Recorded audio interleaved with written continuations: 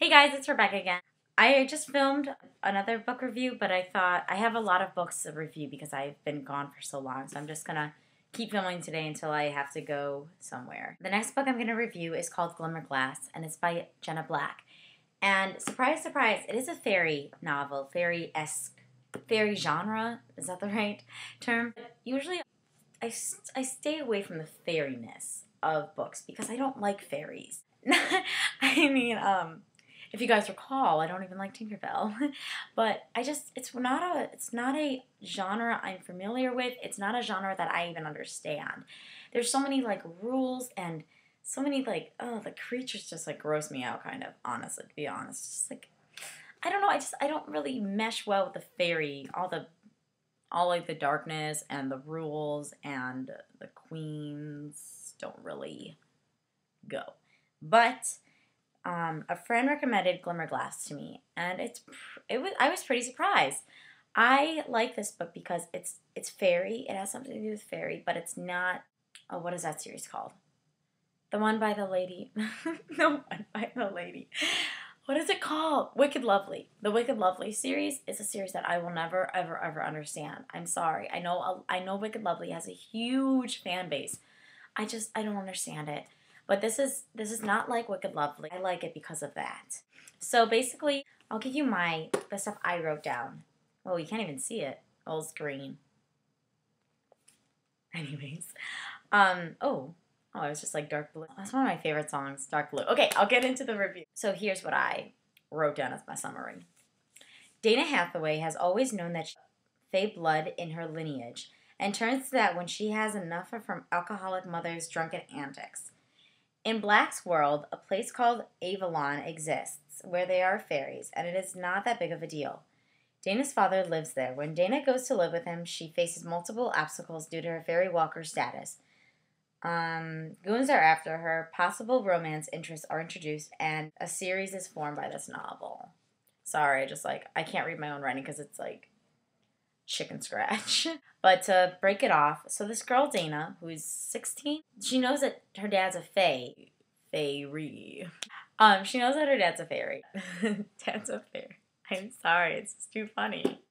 So her mom's like drunk all the time. She ruined one of her concerts. So she's like, I'm gonna go live with dad. And there's a place called Avalon or Avalon. If you guys know how to pronounce it, can you tell me? Because I feel like I should know how to pronounce it. And I guess that people know that fairies exist and they can live together and it's acceptable. Away from Avalon is a place called Fairy where it's like legit fairy, like in The Fairly Odd Parents.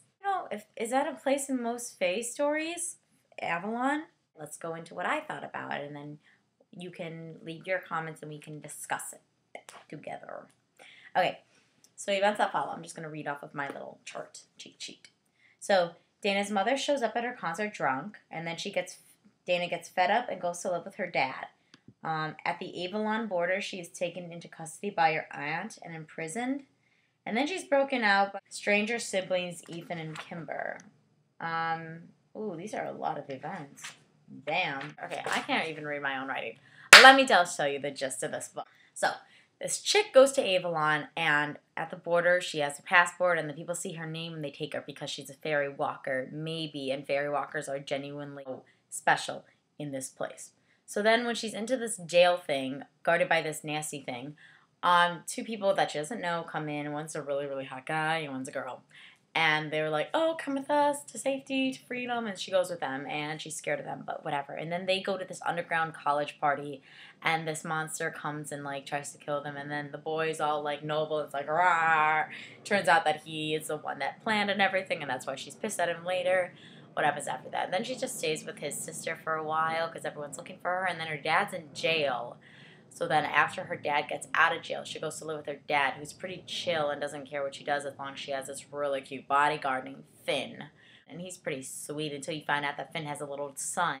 And he's pretty cute too, but he's a rebel and he tries to teach her self-defense. And then in between all that, Ethan, the hot guy that busts her out of jail, tries to make moves on her and kind of likes her, and a possible romance kindles there. You don't know. Yeah. And then at the end, she's still pretty pissed at Ethan because he tried to make a move on her when she was under his fairy spell. And so her mother comes and tries to take her back and stays at her hotel, and then she tries to go get her mom, but the aunt shows up and tries to take her to Fairy, where she'll probably be killed. And then Ethan and his dad stop her, and then she gets thrown into a lake, and then she gets out of the lake, and then the book basically ends. So that's the end of the book. But if you already read it, you already know that. I was just going through a quick replay, and then you probably exited out because I have an annoying voice. So my thoughts.